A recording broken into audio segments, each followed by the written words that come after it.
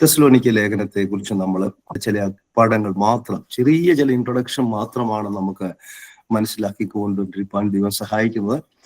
നിങ്ങൾ ഈ പുസ്തകത്തിലേക്ക് നോക്കിയാൽ ഈ പുസ്തകത്തിൽ 5 അധ്യായങ്ങൾ ഉള്ളതായിട്ട് കാണാൻ സാധിക്കും.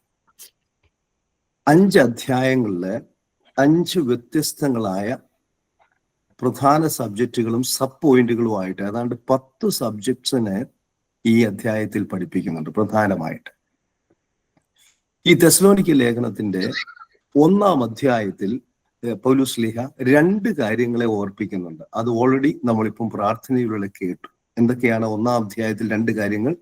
പൗലൂസിന്റെ സ്വഭാവ ഗുണവിശേഷങ്ങളും അതുപോലെ തന്നെ തെസ്സലോനിക്ക സഭയിലെ വിശ്വാസികളുടെ സ്വഭാവ ഗുണവിശേഷങ്ങളും. അതാണ് നമുക്ക് 1-ാം അധ്യായത്തിൽ പ്രധാനമായി പഠിക്കാൻ പറ്റുന്നത്.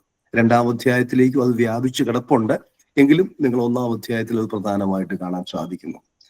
2-ാം അധ്യായത്തിലേക്ക് വരുമ്പോൾ പൗലോസ് ശ്ലീഹ സുവിശേഷം എപ്രകാരമാണ് അവരോട് പ്രസംഗിച്ചത് എന്നുള്ളതിൻ്റെ ഒരു മനോഹര ചിത്രമാണ് 2-ാം അധ്യായത്തിലെ പ്രധാന വിഷയമായിട്ട് നമുക്ക് പഠിക്കാൻ സാധിക്കുന്നു. അതുപോലെ തന്നെ പൗലോസ് ശ്ലീഹ 2-ാം അധ്യായത്തിൽ മറ്റൊരു വളരെ പ്രധാനപ്പെട്ട കാര്യം പഠിപ്പിക്കുന്നതും, സുവിശേഷം സ്വീകരിച്ചില്ലെങ്കിൽ ദൈവത്തിന്റെ ക്രോധം അവരുടെ മേൽ വരും എന്നുള്ളൊരു മുന്നറിയിപ്പും 2-ാമത്തെ അധ്യായത്തിൽ അവിടെ കൊടുക്കുന്നുണ്ട്.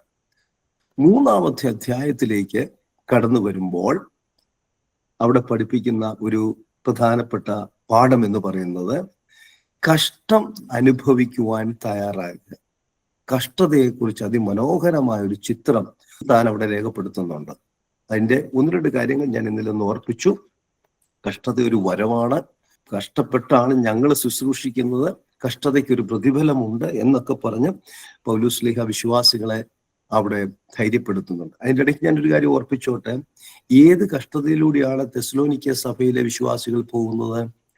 അവര് ജാതികളിൽ നിന്നുള്ള വലിയ ശക്തമായ ഒരു പീഡനം എന്നുള്ളൊരു കഷ്ടപ്പാടാണ് അവർ കടന്നു പോകുന്നത്. അവർ വിശ്വാസത്തിന് വേണ്ടി ഇറങ്ങിത്തിരിച്ചപ്പോൾ ആ ദേശത്തെ ജാതികളായ ആൾക്കാര് അവർക്കെതിരായി തീർന്നു. അവരെ മാനസികമായിട്ടും ശാരീരികമായിട്ടും അതുപോലെ തന്നെ മെന്റലായിട്ടും ഒക്കെ, അതുപോലെ സ്പിരിച്വൽ മേഖലകളിൽ പോലും അവരെ പല രീതിയിൽ പീഡിപ്പിക്കുവാനായിട്ട് തുടങ്ങി. അങ്ങനെ പീഡനം വളരെ ശക്തമായി അവർക്ക് പിടിച്ചു നിൽക്കാൻ മേലാത്ത ഒരു സാഹചര്യം അവർക്കുണ്ടായപ്പോൾ പൗലോസ് ചില കാര്യങ്ങൾ അവരെ പഠിപ്പിക്കുന്നതായിട്ട് നമുക്ക് മനസ്സിലാക്കാൻ സാധിക്കുന്നു. അതുപോലെ തന്നെ 3-ാം അധ്യായത്തിലെ മറ്റൊരു വിഷയമാണ് പരീക്ഷകൻ അല്ലെങ്കിൽ സാത്താനെ കുറിച്ച് വളരെ വ്യക്തമായിട്ട് പഠിപ്പിക്കുന്നുണ്ട്. എൻ്റെ ഒരു വളരെ പ്രധാനപ്പെട്ട ഒരു വിഷയമാണ് ദൂതതത്വശാസ്ത്രം എന്ന് പറയുന്നത്. സാത്താനെ കുറിച്ചുള്ള ചില പ്രവർത്തനങ്ങൾ, സാത്താൻ ചെയ്യുന്ന ചില കാര്യങ്ങൾ. അതിന്റെ 2-ാം അധ്യായത്തിന്റെ ഒടുവിലും പറയുന്നുണ്ട്, പരീക്ഷകൻ സാത്താൻ ഞങ്ങളെ തടുത്തു. പിശാചിന്റെ ചില പ്രവർത്തനങ്ങളാണ് ചില ആത്മീയ ശുശ്രൂഷകൾക്ക് എന്ത് ചെയ്യുക, തടസ്സങ്ങൾ നിൽക്കുക. അതുപോലെ തന്നെ പിശാചി ചില പ്രവർത്തനങ്ങൾ ചെയ്യുന്നുണ്ട്, പരീക്ഷിക്കുക. അതുപോലെ തന്നെ പിശാചി ചെയ്യുന്ന ചില കാര്യങ്ങളാണ് നമുക്ക് വേദപുസ്തകം പഠിക്കുമ്പോൾ കാണാൻ സാധിക്കുന്നു. ഞാൻ അതിനെ ഡി എന്ന് പറയുന്ന ഇംഗ്ലീഷ് ലെറ്ററിലൂടെ ഒരു പ്രസംഗം തന്നെ ഉണ്ടാക്കിയിട്ടുണ്ട്, ക്ലാസ് തന്നെ. ഡിവിഷൻ ഉണ്ടാക്കുക, ഡിവൈഡ് ചെയ്യുക, അതുപോലെ ഡിസ്കറേജ് ചെയ്യുക, ഡിസപ്പോയിന്റ് ചെയ്യുക, ഡൗട്ട്സ് പ്ലാന്റ് ചെയ്യുക. ഇതെല്ലാം പിശാചിന്റെ ഏറ്റവും വലിയ പദ്ധതികളാണ്. പ്രത്യേകിച്ച് ഞാൻ പ്രഭാതത്തിൽ ഓർപ്പിക്കട്ടെ, പിശാചി ഈ ദിവസങ്ങളിൽ ചെയ്തുകൊണ്ടിരിക്കുന്നത് എന്നാണെന്നറിയോ? കുടുംബങ്ങളിൽ ഡിവിഷൻ ഉണ്ടാക്കിക്കൊണ്ടിരിക്കുക. എൻ്റെ പ്രിയമുള്ളവരെ, ഞാൻ ഇന്ന് പ്രഭാതത്തിൽ ഓർപ്പിക്കട്ടെ, നിങ്ങൾ പലരെയും എനിക്ക് കുടുംബമായിട്ടിരുന്ന് ഈ ക്ലാസ്സിൽ കേൾക്കുന്നതോർത്ത് ഞാൻ ദൈവത്തിന് സ്തോത്രം ചെയ്യുകയാണ്. പിശാചിനറിയാം കുടുംബങ്ങളെ തകർത്താൽ ശുശ്രൂഷയെ തകർക്കാൻ സാധിക്കും. ഞാൻ നേപ്പാളിൽ ഒരു വലിയ ലീഡർഷിപ്പിന് ക്ലാസ് എടുത്തുകൊണ്ടിരുന്ന സമയത്ത് എൻ്റെ ക്ലാസ്സിലിരുന്ന ഒരു ചെറുപ്പക്കാരൻ പൊട്ടിക്കരയുന്ന ഞാൻ കണ്ടു. എനിക്കൊന്നും മനസ്സിലായില്ല, എനിക്ക് ക്ലാസ് നിർത്താൻ പറ്റിയില്ല. ഞാൻ ക്ലാസ് ബ്രേക്കിന്റെ സമയത്ത് എൻ്റെ ട്രാൻസ്ലേറ്ററുമായിട്ട് ഓടിച്ചെന്ന് ഞാൻ ഈ ശുശ്രൂഷകന്റെ അടുത്ത് ചെന്നു. ഞാൻ ചോദിച്ചു, എന്താ പറ്റി, എന്താ കരയുന്നത് കണ്ടെന്ന് പറഞ്ഞു.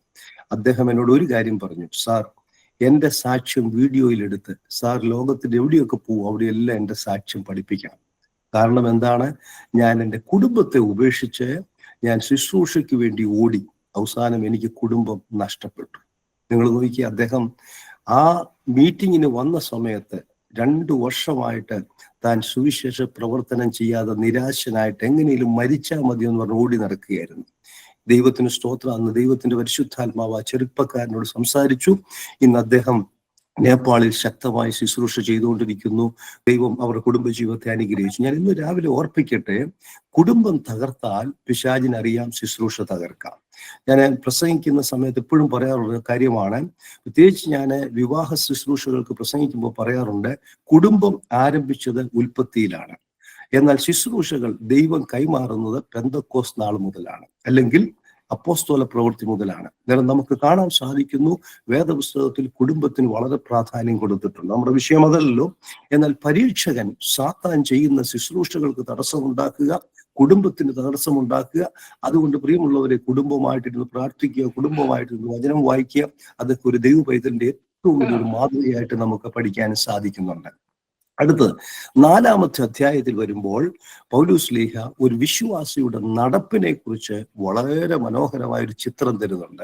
നമ്മുടെ സംസാരം എങ്ങനെയായിരിക്കണം, നമ്മുടെ നടപ്പ് എങ്ങനെയായിരിക്കണം, നമ്മുടെ നോട്ടം എങ്ങനെയായിരിക്കണം, നമ്മുടെ ശ്രവണം എങ്ങനെയായിരിക്കണം, ഇതിനെക്കുറിച്ചെല്ലാം അതിമനോഹരമായ ഒരു ചിത്രമാണ് തരുന്നത്. അതുപോലെ തന്നെ ആ 4-ാം അധ്യായത്തിൽ തന്നെ പൗലോസ് ശ്ലീഹ പഠിപ്പിക്കുന്ന മറ്റൊരു മഹാസത്യമുണ്ട്. പുറത്തുള്ളവരോടുള്ള ഒരു ദൈവ പൈതലിന്റെ സംഭാഷണം എങ്ങനെയായിരിക്കണം. കാരണം പുറത്തുള്ളവരാണ് ഇവരെ ഏറ്റവും അധികമായിട്ട് ആക്രമിച്ചുകൊണ്ടിരിക്കുന്നത്. അതുകൊണ്ട് പൗലോസ് ശ്ലീഹ പറയുകയാണ്, നിങ്ങള് ജാതികളായിരിക്കുന്നവരെ ഓരോ ദിവസം കാണുമ്പോൾ നിങ്ങളുടെ സംഭാഷണം എങ്ങനെയായിരിക്കണം. പ്രിയമുള്ളവരെ, ഞാൻ ഈ കഴിഞ്ഞ ദിവസവും ക്ലാസ് എടുത്ത സമയത്ത് ഓർപ്പിച്ചു ഒരു കാര്യം. നിങ്ങൾ എവിടെയാണോ എന്ന് എനിക്കറിയത്തില്ല, ഞാൻ ഓർപ്പിച്ചു, നമ്മുടെ ജീവിതങ്ങളൊക്കെ 5-ാമത്തെ സുവിശേഷമായി മാറണം. ഞാൻ അനേക വർഷങ്ങൾക്ക് മുമ്പ് എൻ്റെ ഒരു ലേഖനത്തിൽ രേഖപ്പെടുത്തിയ കാര്യമാണത്. നമ്മുടെ ജീവിതം 5-ാമത്തെ സുവിശേഷമായി തീരണം. പ്രത്യേകിച്ച് ഇന്നത്തെ ഈ കാലഘട്ടത്തിൽ നമ്മുടെ പ്രസംഗം കേൾക്കാൻ ആർക്കും താല്പര്യമില്ല. ഇന്ന് ജനങ്ങൾ യേശുക്രിസ്തുവിനെ അംഗീകരിക്കുന്നത് നമ്മുടെ ഈ ജീവിതമാകുന്ന 5-ാമത്തെ സുവിശേഷത്തിലൂടെയാണ്. ആ സുവിശേഷം കണ്ട് നമ്മുടെ ജീവിതത്തിൽ അവർ കർത്താവായ യേശുക്രിസ്തുവിനെ കാണാനൊരു അവസരം നമ്മൾ ഉണ്ടാക്കി കൊടുക്കണം. മാത്രമല്ല 4-ാമത്തെ അധ്യായത്തിൽ മറ്റൊരു വളരെ പ്രധാനപ്പെട്ട കാര്യം കൂടെ പഠിപ്പിക്കുന്നുണ്ട്. നമ്മുടെ കർത്താവായ യേശുക്രിസ്തുവിന്റെ മേഘപ്രത്യക്ഷത എന്ന് പറയുന്ന ഒരു വലിയ കാര്യം കൂടെ അവിടെ പഠിപ്പിക്കുന്നു. അല്ലെങ്കിൽ കർത്താവായ യേശുക്രിസ്തു മധ്യാകാശത്തിൽ കടന്നു വരും എന്നുള്ള മഹാസത്യത്തെ കൂടെ അവിടെ പഠിപ്പിക്കുന്നുണ്ട്. ഇനി 5-ാമത്തെ അധ്യായത്തിലേക്ക് കടന്നു വരുമ്പോൾ അവിടെ ഒരു ദൈവ പൈതല് കർത്താവായ യേശുക്രിസ്തുവിന്റെ വരവിന് വേണ്ടി ഒരുങ്ങുമ്പോൾ തന്റെ ജീവിത രീതികൾ എങ്ങനെയായിരിക്കണം, തന്റെ ഭൗതിക ജീവിതങ്ങൾ, തൻ്റെ ആത്മീയ ജീവിതങ്ങൾ എങ്ങനെ ആയിരിക്കണം എന്നുള്ളൊരു മനോഹരമായൊരു പഠനവും നമുക്ക് 5-ാം അധ്യായത്തിൽ കാണാനായിട്ടും പഠിക്കാനായിട്ടും സാധിക്കുന്നു. 5-ാം അധ്യായത്തിൽ ഒരു ദൈവവൈതലിന്റെ കർത്താവിന്റെ വരവിനോട് ബന്ധപ്പെട്ടുള്ള തൻ്റെ ജീവിത രീതികൾ എങ്ങനെയായിരിക്കണം, എങ്ങനെയാണ് ആത്മീയ ജീവിതം എങ്ങനെയായിരിക്കണം, തൻ്റെ ഭൗതിക ജീവിതം എങ്ങനെയായിരിക്കണം എന്നുള്ള രീതി മനോഹരമായ ഒരു പഠനവും നമുക്കവിടെ കാണാൻ സാധിക്കുന്നു. അങ്ങനെ ഏതാണ്ട് 9-10 വിഷയങ്ങളെ നമുക്ക് ഈ 5 അധ്യായങ്ങളിൽ വളരെ സംക്ഷിപ്തമായ രീതിയിൽ അപ്പോസ്തലനായ പൗലോസ് ശ്ലീഹ അവിടെ വരച്ചു കാണിക്കുകയാണ്.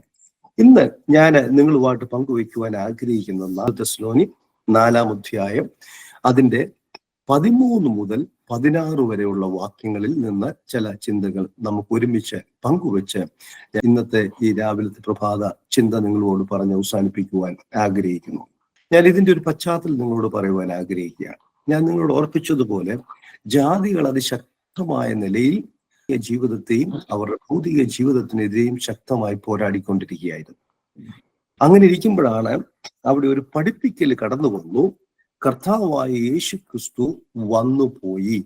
അതിന്റെ ഒരു തെളിവാണ് നമുക്കവിടെ 5-ാം അധ്യായത്തിന്റെ 1 മുതലുള്ള വാക്യങ്ങളിൽ വായിക്കുമ്പോൾ പഠിക്കാനും സാധിക്കുന്നത്. സഹോദരന്മാരെ, പൗലോസ് ശ്ലീഹ പറയുകയാണ്, കാലങ്ങളെയും സമയങ്ങളെയും കുറിച്ച് നിങ്ങളെ എഴുതി അറിയിപ്പാൻ ആവശ്യമില്ല. അല്ലെങ്കിൽ നമ്മൾ ആ വിഷയങ്ങളെ കുറിച്ച് നിങ്ങൾക്ക് നന്നായി അറിഞ്ഞിരിക്കണം എന്നാണ് വാക്യത്തിൽ പറയുന്നത്. കള്ളൻ രാത്രിയിൽ വരും പോലെ കർത്താവിന്റെ നാൾ വരുന്നു എന്ന് നിങ്ങൾ തന്നെ നന്നായി അറിയുന്നുവല്ലോ. പൗലോസ് ശ്ലീഹ അവിടെ വളരെ വ്യക്തമായിട്ട് പഠിപ്പിക്കുകയാണ്.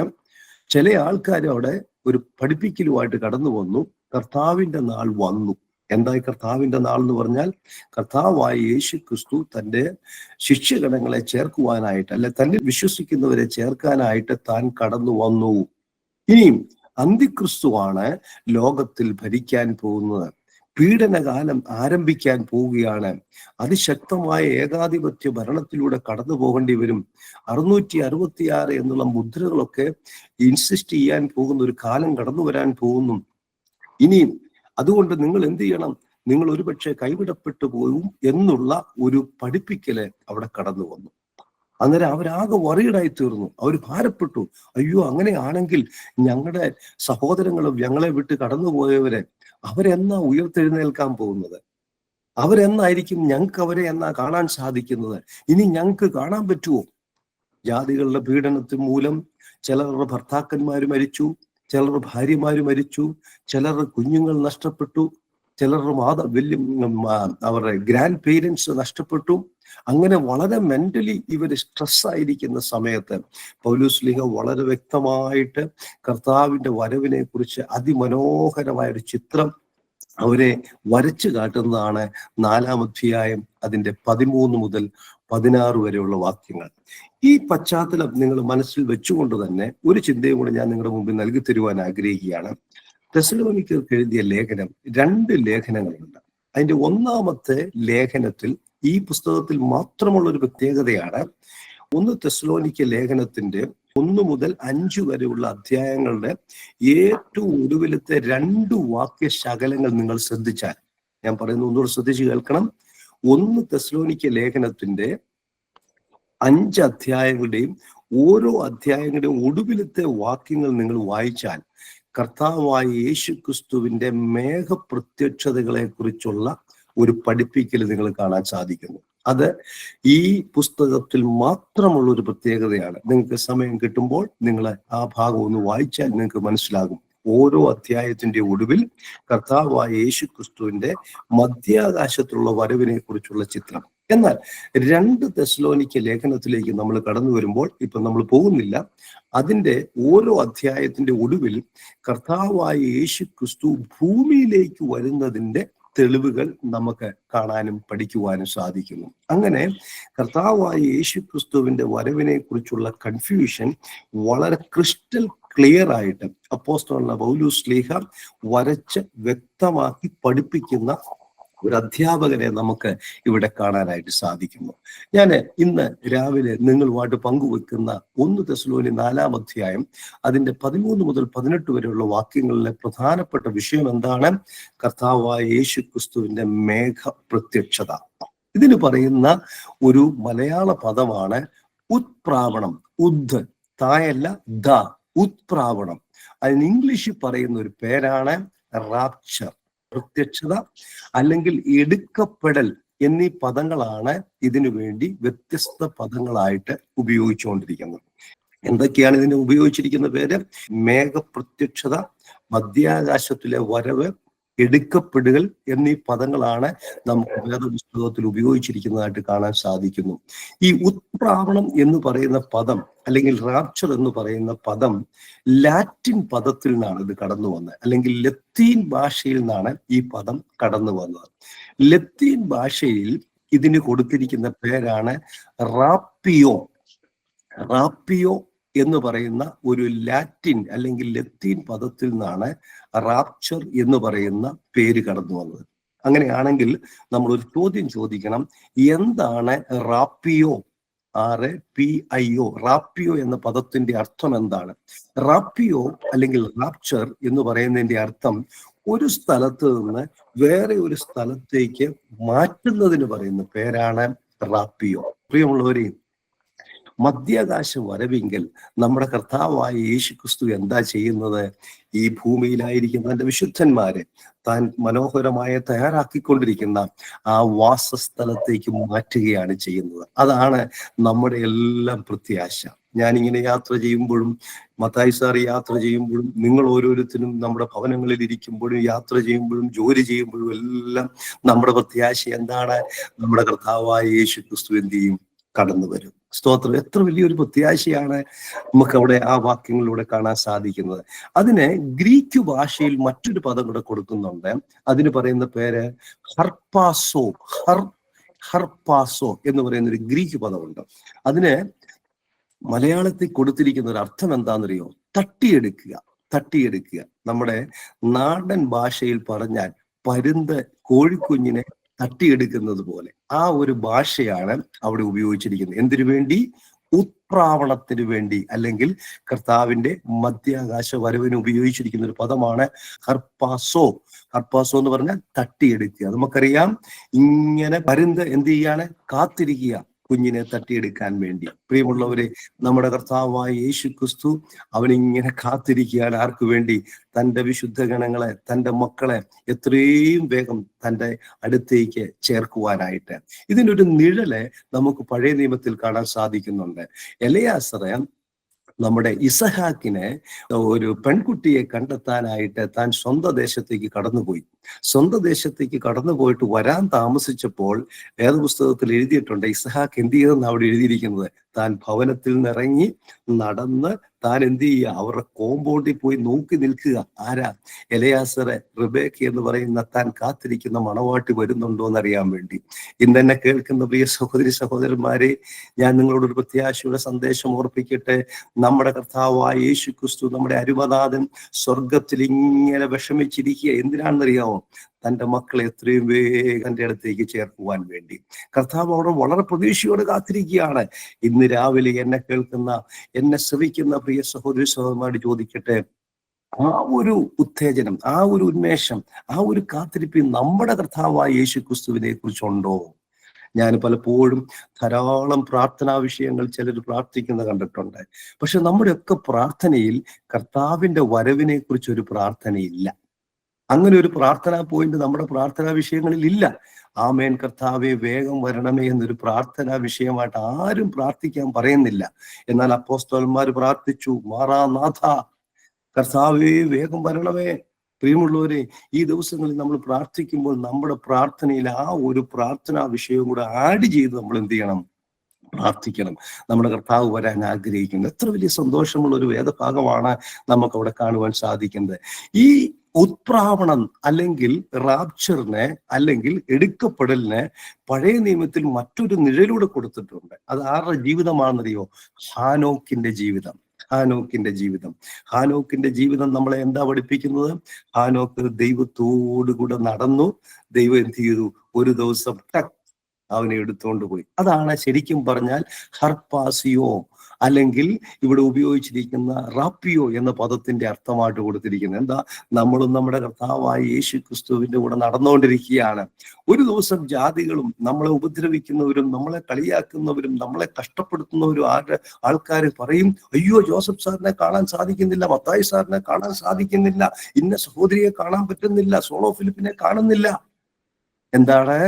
നമ്മുടെ കർത്താവ് വന്നെടുത്തുകൊണ്ട് പോകും. അതിന് 1 കൊരിന്ത്യർ 15-ാം അധ്യായത്തിൽ അതിന്റെ ഒരു ടൈം കൊടുത്തിട്ടുണ്ട്. എങ്ങനെയാണെന്നറിയോ? കണ്ണ് വെക്കുന്നിടയിൽ എന്നാ പറയുന്നത്. അതായത് നമ്മളിപ്പോ ഈ മീറ്റിങ്ങിനകത്ത് കയറിയിട്ട് എത്ര പ്രാവശ്യം കണ്ണടച്ചു, കണ്ണു തുറന്നു, നമുക്ക് തന്നെ അറിയത്തില്ല.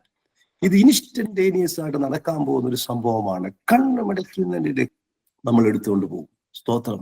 എന്നാൽ നമ്മൾ അവിടെ മറ്റൊരു കാര്യം കൂടെ കാണാൻ സാധിക്കുന്നു. നമ്മുടെ കർത്താവിന്റെ വരവിന്റെ ചില പ്രത്യേകതകൾ അവിടെ രേഖപ്പെടുത്തിയിട്ടുണ്ട്. നമുക്കതൊന്ന് വായിക്കാം.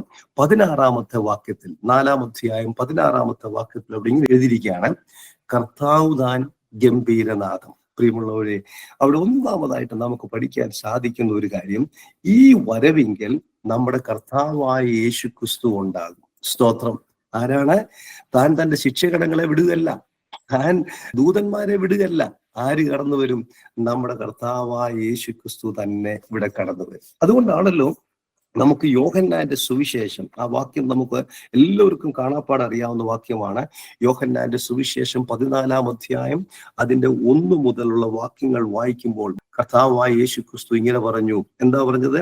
നിങ്ങളുടെ ഹൃദയം കലങ്ങിപ്പോകരുത്. പ്രിയമുള്ളവർ, ഇന്ന് പ്രഭാതത്തിൽ ഏതെങ്കിലും വിഷയത്തോട് ബന്ധപ്പെട്ട് ഹൃദയം കലങ്ങിയവരായിട്ട് ഈ പ്ലാറ്റ്ഫോമിൽ കടന്നു വന്നിട്ടുണ്ടെങ്കിൽ നമ്മുടെ യേശു തമ്പുരാൻ ഇങ്ങനെ വിളിച്ചു പറയുന്നു, നിങ്ങളുടെ ഹൃദയം കലങ്ങിപ്പോകരുത്. എന്നിട്ട് എന്താ പറഞ്ഞ്? ദൈവത്തിൽ വിശ്വസിപ്പീൻ, എന്നിലും വിശ്വസിപ്പീൻ. എന്റെ പിതാവിന്റെ ഭവനത്തിൽ അനേക വാസസ്ഥലങ്ങളുണ്ട്, ഇല്ലെങ്കിൽ ഞാൻ നിങ്ങളോട് പറയുമായിരുന്നു. എന്നിട്ട് പറയുകയാണ്, ഞാൻ നിങ്ങൾക്ക് സ്ഥലമൊരുക്കുവാൻ പോകുന്നു. സ്തോത്രം. നമ്മുടെ കർത്താവ് വിശ്രമമില്ലാതെ പ്രവർത്തിച്ചുകൊണ്ടിരിക്കുകയാണ്. അതുകൊണ്ടാണ് കർത്താവ് നമ്മളെയും ഏൽപ്പിച്ചത്. കർത്താവ് വലിയ പട്ടണം, അവിടെ വലിയൊരു സിറ്റി പണിയുക. ആ സിറ്റിയിലേക്കൊക്കെ ഉള്ള ആളെ നിറയ്ക്കാൻ വേണ്ടി കർത്താവ് നമുക്ക് ഉത്തരവാദിത്വം തന്നിരിക്കുക. അതുകൊണ്ടാണ് EGM പോലെയുള്ള പ്രവർത്തനങ്ങളെ ദൈവം കണക്ട് ചെയ്തിരിക്കുന്നത്. ആ മനോഹരമായ കെട്ടിടങ്ങളിലേക്ക് ആളെ നിറയ്ക്കാൻ വേണ്ടിയുള്ള ഉത്തരവാദിത്വം നമ്മുടെയാണ്.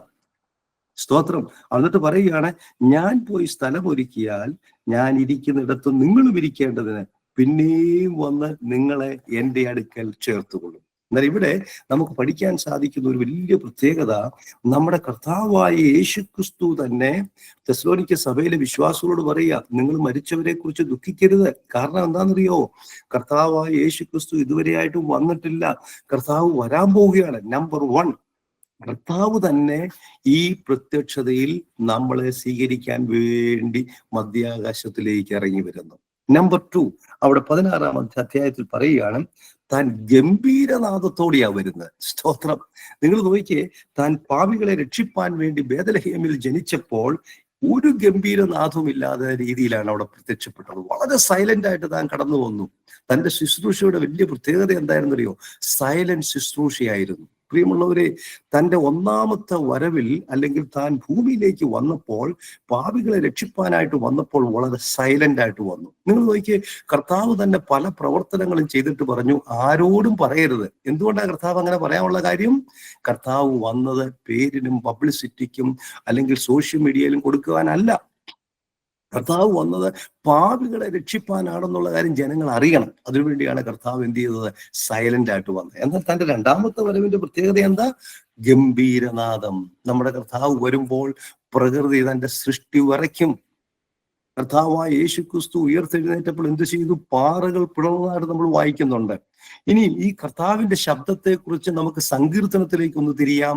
സങ്കീർത്തനം 29-ാം അധ്യായം, അത് നിങ്ങൾ വായിക്കുമ്പോൾ അതിന്റെ 3 മുതലുള്ള വാക്യങ്ങൾ നിങ്ങൾക്ക് പിന്നീട് സമയം കിട്ടുമ്പോൾ ഒന്ന് വായിച്ചാൽ മതി. എങ്കിലും സങ്കീർത്തനം 29, അവിടെ കർത്താവിന്റെ ശബ്ദത്തെ കുറിച്ച് രേഖപ്പെടുത്തിയിട്ടുണ്ട്. യഹോവയുടെ ശബ്ദം വെള്ളത്തിന്മീതെ മുഴങ്ങുന്നു, പെരുവെള്ളങ്ങളുടെ മീതെ യഹോവ മഹത്വത്തിന്റെ ദൈവം തന്നെ ഇടിമുഴക്കുന്നു. എന്നിട്ട് അവിടെ പറയുകയാണ് 5-ാമത്തെ വാക്യം, യഹോവയുടെ ശബ്ദം ദേവദാരുക്കളെ തകർക്കുന്നു, യഹോവ ലെബാനോനിലെ ദേവദാരുക്കളെ തകർക്കുന്നു. എന്നിട്ട് വീണ്ടും പറയുകയാണ് 7-ാമത്തെ വാക്യം, യഹോവയുടെ ശബ്ദം അഗ്നിജാലുകളെ ചിന്തിപ്പിക്കുന്നു. നിങ്ങളെ സമയം കിട്ടുമ്പോൾ വായിച്ചാൽ മതി. എന്റെ പ്രിയമുള്ളവരെ, ഇതാ ലോകം തകർത്ത് കളയാൻ ആഗ്രഹിക്കുന്ന യേശുക്രിസ്തു, ലോകം കീഴ്പ്പെടുത്തുവാൻ ആഗ്രഹിക്കുന്ന യേശുക്രിസ്തു തന്റെ വിശ്വാസ ഗണങ്ങളെ, തന്റെ മക്കളെ സ്വീകരിക്കാൻ കടന്നു വരുന്നത് എങ്ങനെയാണ്? കർത്താവ് താൻ ഗംഭീരനാദം. ഇന്ന് നമ്മളെ സുവിശേഷത്തിന് വേണ്ടി ഇറങ്ങുന്നവർക്ക് വേണ്ടി കളിയാക്കുന്ന ആൾക്കാർ നമ്മുടെ സമൂഹത്തിൽ കാണുമായിരിക്കാം. നമ്മളെ കൊച്ചാക്കുന്നവർ കാണുമായിരിക്കാം. യേശുക്രിസ്തുവിന് വിലയില്ല എന്ന് പറഞ്ഞ് എഴുതിത്തുള്ളത് ആൾക്കാർ കാണുമായിരിക്കാം. എന്നാൽ ഇതാ നമ്മുടെ കർത്താവായ യേശുക്രിസ്തു കടന്നു വരാൻ പോകുന്നു. എങ്ങനെ? ഗംഭീരനാദത്തോടെ. പ്രകൃതിക്ക് അനങ്ങാൻ പറ്റുന്നില്ല. പ്രകൃതി എന്ത് ചെയ്തു? മൗനമായി നിന്നുകൊണ്ട് ഈ സൃഷ്ടാവിനെ കുമ്പിട്ട് നമസ്കരിച്ചു പറയും, ഞങ്ങൾ കാത്തിരിക്കുന്ന കർത്താവായ യേശുവേ, അങ്ങ് വേഗം വരണം. ഇവിടെ ഇതാ ഒന്ന് കർത്താവ് താൻ വരുന്നു. വരുമ്പോൾ എങ്ങനെയാ വരുന്നത്? ഗംഭീരനാദത്തോട് കടന്നു വരുന്നു. ഇനി മറ്റൊരു പദം കൂടെ അവിടെ കാണുവാൻ സാധിക്കുന്നു, പ്രധാന ദൂതന്റെ ശബ്ദത്തോടുകൂടെ. പ്രധാന ദൂതന്റെ ശബ്ദത്തോട്. ആരാണ് ഈ പ്രധാന ദൂതൻ? നമ്മൾ ദാനിയേൽ പ്രവചനം 12-ാം അധ്യായം അതിന്റെ 1 മുതലുള്ള വാക്യങ്ങൾ വായിക്കുമ്പോൾ പ്രധാന ദൂതനെ അവിടെ രേഖപ്പെടുത്തിയിട്ടുണ്ട്. വേദപുസ്തകത്തിലെ വളരെ പ്രധാനപ്പെട്ട ഒരു പഠനമാണ് ദൂതതത്വശാസ്ത്രം, ദൂതന്മാരെ കുറിച്ചുള്ള ഒരു പഠനം. നമ്മൾ വേദപുസ്തകത്തിൽ ധാരാളം ദൂതന്മാരെ കാണാൻ സാധിക്കുന്നുണ്ട്. ഗബ്രിയേല്, മീഖായേല്, കെരൂബ്, സെറാഫിൻ, അങ്ങനെ പറഞ്ഞ് ധാരാളം ദൂതന്മാരെ കാണാൻ സാധിക്കുന്നുണ്ട്. എബ്രായ ലേഖനക്കാരൻ പറയാണ് എണ്ണമറ്റ ദൂതന്മാരെന്നാ പറയുന്നത്. അതിനകത്ത് ഒരു കൂട്ടം ദൂതന്മാരാണ് വിശ്വാസികളായ നമ്മളെ സംരക്ഷിച്ചുകൊണ്ടിരിക്കുന്നത്. അതുകൊണ്ടാണ് സങ്കീർത്തനത്തിൽ നമ്മൾ ഇങ്ങനെ വായിക്കുന്നു, തൻ്റെ ഭക്തന്മാർക്ക് ചുറ്റും പാളയമിറങ്ങി അവരെ സൂക്ഷിക്കുന്ന ഒരു ദൈവത്തിന്റെ ദൂതന്മാരെ കാണാൻ സാധിക്കുന്നു. അതുകൊണ്ടാണ് എബ്രായർ 1:14 നമ്മൾ വായിക്കുന്നു, അവരൊക്കെ നിങ്ങളെ ശുശ്രൂഷിപ്പാനുള്ള സേവകാത്മാക്കളല്ലയോ. നമ്മൾ ഗ്രാമപ്രദേശങ്ങളിൽ പോകുമ്പോൾ, പ്രത്യേകിച്ച് മിഷണറിമാരായി പ്രവർത്തിക്കുന്ന സഹോദരി സഹോദരന്മാരെ ഞാൻ നിങ്ങളോട് ഓർപ്പിക്കട്ടെ, നിങ്ങൾ മിഷൻ മേഖലകളിൽ നിങ്ങൾ ഒറ്റയ്ക്കല്ല, നിങ്ങൾക്ക് ചുറ്റും ദൂതന്മാരുണ്ട്. നിങ്ങൾ വിചാരിക്കും, അയ്യോ എനിക്ക് ആരുമില്ല, സംഘടനയില്ല, എന്നോട് വാഗ്ദത്തം പറഞ്ഞ ആരുമില്ല, സാമ്പത്തികമില്ല. ആരും വേണ്ട, സ്വർഗത്തിലെ ദൂതന്മാരുടെ സാന്നിധ്യം നിങ്ങളോട് കൂടി ഉണ്ട്. നിങ്ങളെ ഏൽപ്പിച്ച കാര്യം വിശ്വസ്തയോടെ മുമ്പോട്ട് കൊണ്ടുപോയാൽ മാത്രം മതി. മാത്രമല്ല മത്തായി 28:20 വാക്യത്തിൽ പറഞ്ഞു, ഞാനോ ലോക അവസാനത്തോളം എല്ലാ നാളും നിങ്ങളോട് കൂടി ഉണ്ട്. സ്തോത്രം. ഇതിൽ കൂടുതൽ എന്ത് വാഗ്ദത്തമാണ് നമുക്ക് വേണ്ടത്? പ്രകൃതിയെ സൃഷ്ടിച്ച കർത്താവ് ഒരാൾ, ഞാൻ നിന്റെ കൂടെ ഉണ്ട്. ഇവിടെ ഇതാ പറയുകയാണ്, കർത്താവ് ഗംഭീരനാമത്തോട് വരെന്ന് പറയുമ്പോൾ പ്രധാന ദൂതന്റെ ശബ്ദം. എന്നാൽ ഇവിടെ ഒരു ചോദ്യം, ഇവിടെ എന്തിനാ പ്രധാന ദൂതൻ കടന്നു വരുന്നത്? അത് മനസ്സിലാക്കണമെന്നുണ്ടെങ്കിൽ യൂദയുടെ ലേഖനത്തിലേക്ക് ഒന്ന് തിരിഞ്ഞാട്ടെ. യൂദയുടെ ലേഖനം അതിന്റെ 9 വാക്യം നമുക്കൊന്ന് വായിക്കാം. അവിടെ ഇങ്ങനെ പറയുകയാണ്, പ്രധാന ദൂതനായ മീഖായേൽ മോശയുടെ ശരീരത്തെ കുറിച്ച് പിശാചിനോട് തർക്കിച്ചു വാദിക്കുമ്പോൾ, നോക്കിയേ, പ്രധാന ദൂതനായ മീഖായേൽ എന്ത് ചെയ്തു? മോശയുടെ ശരീരത്തിന് എന്ത് ചെയ്തു? പിശാചിനോട് വാദിച്ചു. ഇവിടെ ഒരു പ്രധാനപ്പെട്ട ഭാഗം വളരെ ശ്രദ്ധയോട് കേൾക്കണം. എഫേസ്യ ലേഖനം 2-ാമത്തെ അധ്യായം ഒന്ന് എഴുതിയെടുത്തു. എഫേസ്യ ലേഖനം 2-ാം അധ്യായം അതിന്റെ 1-2 വാക്യങ്ങൾ വായിക്കുമ്പോൾ അവിടെ ഒരു പദം ഉപയോഗിച്ചിട്ടുണ്ട്, ആകാശത്തിന്റെ അധിപതി. ആരാണ് ഈ ആകാശത്തിന്റെ അധിപതി എന്ന് പറഞ്ഞാൽ? പിശാച്. പ്രിയമുള്ളവർ, ഇവിടെ ഒരു ആത്മീയ സത്യത്തെ ഞാൻ നിങ്ങളോട് ഓർപ്പിക്കട്ടെ. കർത്താവായ യേശുക്രിസ്തു മധ്യാകാശത്തിൽ വരുമ്പോൾ വിശുദ്ധ ഗണങ്ങൾ ഈ ഭൂമിയിൽ നിന്ന് എടുക്കപ്പെടുമ്പോൾ ആകാശത്തിന്റെ അധിപതിയായിരിക്കുന്ന പിശാച് എന്ത് ചെയ്യുന്നറിയോ? അവിടെ തടസ്സം ഉണ്ടാക്കും. അവിടെ തടസ്സം ഉണ്ടാക്കുമ്പോൾ മീഖായേലും കൂട്ടരും കടന്നു വന്ന് കർത്താവായ യേശുക്രിസ്തുവിന് വേണ്ടി യുദ്ധം ചെയ്ത് പിശാചിനെ തകർത്ത് ദൈവമക്കളെ സ്വർഗത്തിലേക്ക് എടുക്കുന്നതായിട്ട് കാണുവാൻ സാധിക്കുന്നു. മീഖായേലിന്റെ പ്രധാനപ്പെട്ട ജോലി എന്താണ്? അവനാണ് ദൈവത്തിന് വേണ്ടി യുദ്ധം ചെയ്യുന്ന ഒരു സ്വഭാവമാണ്. അതാണ് അവന് കൊടുത്തിരിക്കുന്ന ഡ്യൂട്ടി. ഇവിടെ ഇതാ മീഖായേൽ യുദ്ധം ചെയ്ത് പിശാചിന്റെ പ്രവർത്തനങ്ങളെ തകർത്ത്, പിശാച് തെട്ടിയിരിക്കുന്ന ആകാശത്തിന്റെ കോട്ടയെ തകർത്ത് ദൈവപൈതലിനെ മുകളിലോട്ട് കൊണ്ടുപോകുന്നതായിട്ട് കാണുവാൻ സാധിക്കുന്നു. അന്നേരം ഒന്ന്, കർത്താവ് തന്നെ കടന്നു വരുന്നു, ഗംഭീരനാദത്തോടെ കടന്നു വരുന്നു. 3, പ്രധാന ദൂതന്റെ ശബ്ദത്തോടുകൂടി കടന്നു വരുന്നു. അടുത്തതായിട്ട് അവിടെ പറയുകയാണ്, ദൈവത്തിന്റെ കാഹളം. എന്താ ഈ ദൈവത്തിന്റെ കാഹളം? ദൈവത്തിന്റെ കാഹളത്തെ കുറിച്ച് നമ്മൾ പഠിക്കണമെന്നുണ്ടെങ്കിൽ നമുക്ക് ലേവ്യ പുസ്തകം 23-ാം അധ്യായം അതിന്റെ 24-ഉം 25-ഉം വാക്യങ്ങൾ നിങ്ങൾ വായിക്കണം. അവിടെ യഹോവയായ ദൈവം മോശയെ കൊണ്ട് 2 കാഹളങ്ങൾ ഉണ്ടാക്കുന്നുണ്ട്. അതിന്റെ ആ കാഹളത്തിന്റെ ഉദ്ദേശം അവിടെ കൊടുത്തിട്ടുണ്ട്. 1-ാമത്തെ കാഹളം ഊതുമ്പോൾ എന്ത് ചെയ്യണം? സഭയെല്ലാം ഒന്നിച്ചു കൂടണം. എന്നാൽ 2-ാമത്തെ കാഹളം ഊതുമ്പോൾ എന്ത് ചെയ്യണം എന്നറിയാവോ? സഭ യാത്ര പുറപ്പെടണം. അതാണ് അവിടെ ഈ 2 കാഹളങ്ങൾ യഹോവയായ ദൈവം മോശയെ കൊണ്ടുണ്ടാക്കിച്ച് അവിടെ അതിന്റെ പർപ്പസ് അവിടെ കൊടുത്തിരിക്കുന്നത്. ഇതെന്താ? 2 ആത്മീയ അർത്ഥങ്ങളെ കാണിക്കുന്നു. പെന്തക്കോസ്ത് നാളിൽ 1-ാമത്തെ കാഹളം ഊതിയപ്പോൾ നമ്മൾ വായിക്കുന്നുണ്ട്, പത്രോസിന്റെ പ്രസംഗം മൂലം എത്രയോ ആൾക്കാർ കൂടി ഇന്ന് ആ കാഹളം വീണ്ടും ഊതിക്കൊണ്ടിരിക്കുകയാണ്. അതിനാണ് ദൈവം ഈജിയമിനെ ഉപയോഗിക്കുന്നത്. അതുകൊണ്ടാണ് ദൈവം പലപോലുള്ള സംഘടനകളെ ഉപയോഗിച്ചുകൊണ്ടിരിക്കുന്നത്. ഈ കാഹളം ഊതുമ്പോൾ, സുവിശേഷമാകുന്ന കാഹളം ഊതുമ്പോൾ ഇന്ന് അനേക സ്ഥലങ്ങളിൽ ആൾക്കാർ എന്ത് ചെയ്തിരിക്കുകയാണ്? വന്നുകൂടിക്കൊണ്ടിരിക്കുകയാണ്. ഒറീസയിൽ കൂടുന്നു, മേഘാലയയിൽ കൂടുന്നു, നേപ്പാളിൽ കൂടുന്നു, ഭൂട്ടാനിൽ കൂടുന്നു. ലോകത്തിന്റെ ഓരോ സ്ഥലങ്ങളിലും ആൾക്കാർ കടന്നു വന്നുകൊണ്ടിരിക്കുകയാണ്. പ്രിയമുള്ളവരെ, എന്നാൽ ഇതാ ഈ കാഹളം 2-ാമതായിട്ട് ഊതാൻ പോവുകയാണ്. സ്തോത്രം. ഈ കാഹളം 2-ാമതായിട്ട് ഊതുമ്പോൾ കർത്താവായ യേശുക്രിസ്തുവിൽ വിശ്വസിക്കുന്ന സകല വിശുദ്ധന്മാർ ഇവിടെ ഇതാ ഒരു യാത്ര പുറപ്പെടാൻ പോവുകയാണ്. അതുകൊണ്ട് ഞാൻ ആദ്യം പറഞ്ഞ വാക്ക്, ലത്തീൻ വാക്ക് റാപ്പിയോ എന്ന പദത്തിന്റെ അർത്ഥം എന്താണ്?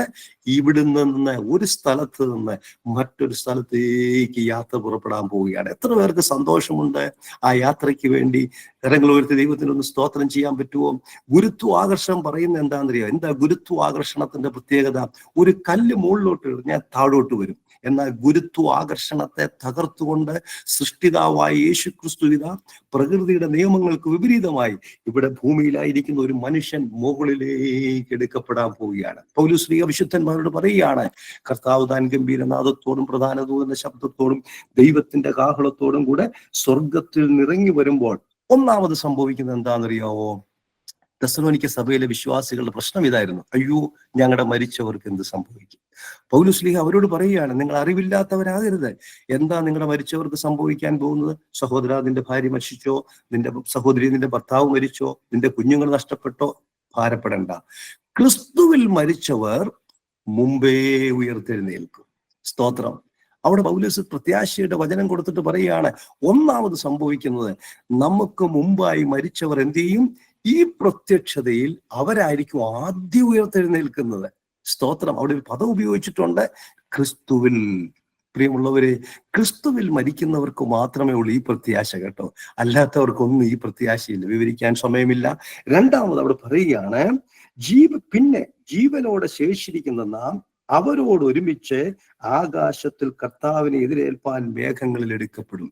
ആരെങ്കിലും ഇന്ന് ഈ പ്ലാറ്റ്ഫോമിൽ നിങ്ങൾ സ്നേഹിക്കപ്പെടുന്ന ഒരു വ്യക്തി മരിച്ചുപോയതിൽ ദുഃഖിച്ചിരിപ്പുണ്ടെങ്കിൽ, ഇന്ന് രാവിലെ ഈ പ്രഭാതത്തിൽ ഞാൻ നിങ്ങളോട് ഓർപ്പിക്കട്ടെ, അവർ ക്രിസ്തുവിൽ മരിച്ചെങ്കിൽ ഇവിടെ ഇതാ ഒരു സമ്മേളനം നടക്കാൻ പോവുകയാണ്. ഞാൻ അവിടെ കാത്തിരിക്കുകയാണ്. എൻ്റെ മാതാവും പിതാവും മരിച്ചുപോയി, ഞാൻ വളരെ സ്നേഹിക്കുന്ന പലരും മരിച്ചു പോയിട്ടുണ്ട്.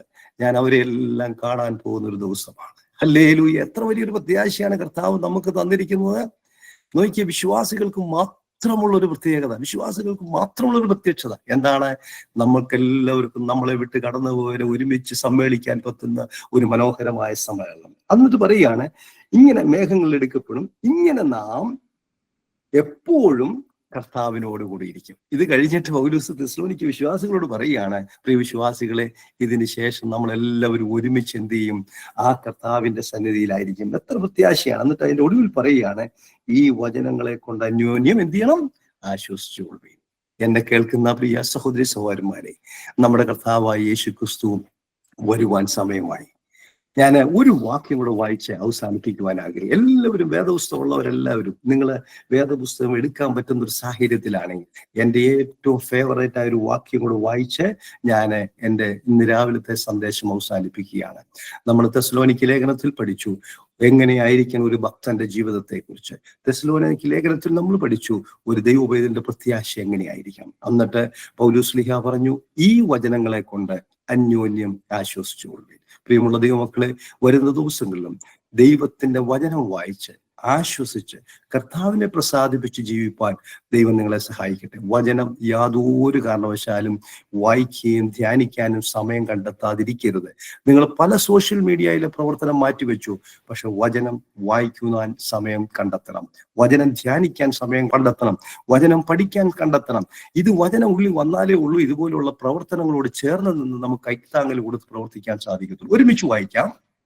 എബ്രായ ലേഖനം 10-ാം അധ്യായം അതിന്റെ 35 മുതൽ 39 വരെയുള്ള വാക്യങ്ങൾ. അതെന്റെ ഫേവറേറ്റ് ആണ്. നിങ്ങൾ എല്ലാവരും, എൻ്റെ ഒരു റിക്വസ്റ്റ് ആണ്, എല്ലാവരും നിങ്ങളുടെ വേദപുസ്തകം എടുക്കുക. എബ്രായ ലേഖനം 10-ാം അധ്യായം 35 മുതൽ 39 വരെയുള്ള വാക്യങ്ങൾ നമുക്ക് ഒരുമിച്ച് വായിക്കാം. ഇങ്ങനെയാണ് എഴുതിയിരിക്കുന്നത്, അതുകൊണ്ട് മഹാപ്രതിഫലമുള്ള നിങ്ങളുടെ ധൈര്യം തള്ളിക്കളയരുത്. ദൈവേഷ്ടം ചെയ്ത് വാഗ്ദത്തം പ്രാപിപ്പാൻ സഹിഷ്ണുത നിങ്ങൾക്ക് ആവശ്യം. ഇനി എത്രയും അല്പകാലം കഴിഞ്ഞിട്ട് വരുവാനുള്ളവൻ വരും, താമസിക്കുകയില്ല. എൻ്റെ നീതിമാൻ വിശ്വാസത്താൽ ജീവിക്കും. പിന്മാറുന്നുവെങ്കിൽ എൻ്റെ ഉള്ളത്തിന് അവനിൽ പ്രസാദമില്ല. നാമോ നാശത്തിലേക്ക് പിന്മാറുന്നവരുടെ കൂട്ടത്തിലല്ല, വിശ്വസിച്ച് ജീവരക്ഷ പ്രാപിക്കുന്നവരുടെ കൂട്ടത്തിലത്രേ ആകുന്നു. ഈ വചനങ്ങളാൽ ദൈവം നിങ്ങളെ എല്ലാവരെയും അനുഗ്രഹിക്കുമാറാകട്ടെ. ദൈവത്തിന് സ്തോത്രം.